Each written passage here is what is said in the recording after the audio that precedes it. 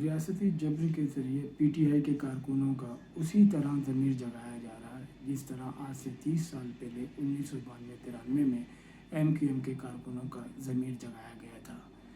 T V پر لا کر بتایا جاتا تھا کہ وہ معصوم ہیں اور صرف الطاف حسین ان سب کا ذمہ دار ہے۔ آج بتایا جا رہا ہے کہ عمران خان ان سب واقعات کا ذمہ دار ہے۔ وہ کارکن جو ٹی وی پر آتے ہیں کہتے ہیں کہ 9 مئی کے واقعات دیکھنے کے بعد میں سکتے میں تھا اور جب آج میں سکتے سے نکلا ہوں تو میں پارٹی چھوڑنے کا فیصلہ کر رہا ہوں، اور آج میں بتانا چاہتا ہوں عمران خان صاحب اس ملک کے غدار ہیں۔ تاریخ گواہ ہے کہ اس طرح کے ریاستی ہتھ کنڈوں سے سیاسی جماعتیں مضبوط اور توانا ہوتی ہیں۔ صرف ملک میں افراتفری اور ہیجان کی کیفیت پیدا ہو جاتی ہے اور لوگ اس ملک میں کاروبار کرنا بھی بند کر دیتے ہیں۔